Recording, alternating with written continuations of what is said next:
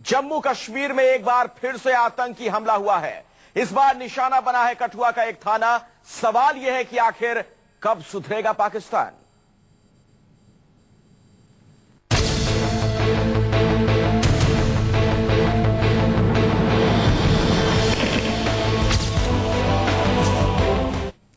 और आपको बता दें, जो ताजा सूचना मिल रही है उसके मुताबिक जम्मू में हुए आतंकी हमले में 5 जवानों के शहीद होने की खबर है। शहीद होने वालों में 2 सीआरपीएफ के जवान हैं और 2 पुलिसकर्मी बताए जाते हैं। यही नहीं, आतंकियों के कब्जे में 7 जवान हैं, उन्हें बंधक बना लिया गया है। फिदायीन हमला बताया जाता है, आत्मघाती ये हमलावर जिनकी संख्या 3 के आसपास। जम्मू के कठुआ में ये पुलिस स्टेशन है जहां सेना की वर्दी पहनकर ये दहशतगर्द दाखिल हो गए और ये तस्वीरें आपके सामने हैं। आप देख सकते हैं किस तरीके से उस पूरे इलाके की घेराबंदी कर ली गई है। पुलिस के जवान चप्पे चप्पे पर तैनात है और सघन जांच पड़ताल जारी है। हालांकि सवाल कई खड़े हो रहे हैं सुरक्षा को लेकर और जम्मू कश्मीर के हालात को लेकर। उस दौर में जबकि वहां पर कोशिश ये की जा रही है कि अलगाववादियों को मुख्य धारा में लाया जाए। एक बड़े अलगाववादी नेता मसर्रत आलम की रिहाई तक की वहां की पीडीपी बीजेपी सरकार ने, हालांकि इसको लेकर बीजेपी का वहां की पीडीपी बीजेपी सरकार ने हालांकि इसको लेकर बीजेपी का विरोध देखने को मिला। लेकिन देखिए जरा तस्वीर क्या है। आतंकी हमला होता है, कई हमारे सेना के जवानों की मौत हो चुकी है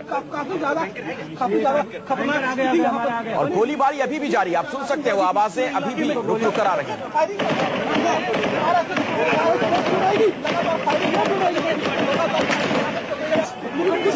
इधर जो है वो जारी है और आर्मी की कोशिश है कि जल्द से जल्द इस पूरे इलाके को खाली कराया जा सके और यहाँ से जो है सबको यहाँ से निकाल। आपने साफ तौर पर सुना किस तरीके से गोलियों की आवाज आ रही है।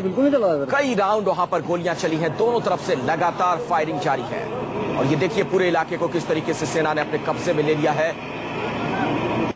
सबसे बड़ी जो दिक्कत है वो ये बताया जाता है करीब 6 से 7 हमारे सेना के जवान जो हैं, पुलिसकर्मी, वो उनके कब्जे में है, आतंकियों के कब्जे में। रहने की व्यवस्था उनकी फैमिली। हमारे साथ इस वक्त आसिफ सुहाफ हमारे सहयोगी जुड़ रहे हैं और ज्यादा जानकारी के साथ। आसिफ, क्या अपडेट है? आसिफ, अगर आप मुझे सुन पा रहे हो बताइए क्या ताजा सूचना मिल रही है आपको?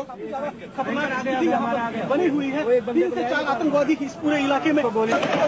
शायद किसी तरह की कोई खामी आ रही है, उनसे दोबारा बात करने की कोशिश करेंगे। बात नहीं हो पा रही है, तकनीकी दिक्कत है। लेकिन एक बार फिर से आपको बताएं, बड़ी खबर आप देख सकते हैं इस वक्त टेलीविजन स्क्रीन पर उस वक्त किस तरह के हालात इस वक्त वहां देखने को मिल रहे हैं। अफरा तफरी का आलम, मोर्चा संभाल रखा है सेना के जवानों ने, रुक रुक कर गोलियां चल रही हैं दोनों तरफ से।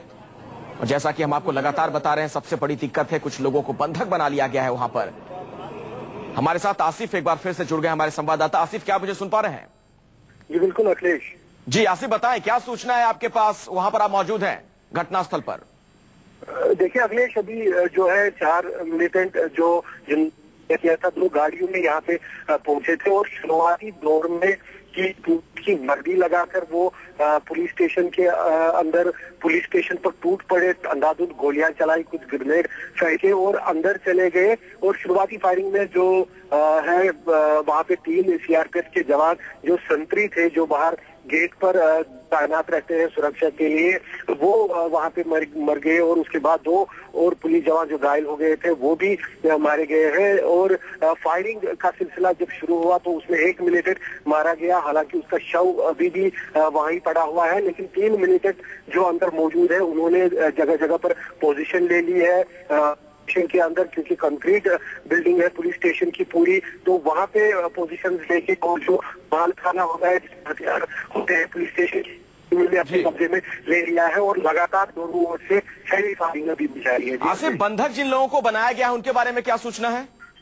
तो देखिए अंदर पुलिस स्टेशन के अंदर उस समय करीब 10 से 15 पुलिसकर्मी मौजूद थे, जिनमें से 7 के बारे वो कमरे के अंदर बनाए हुए हैं।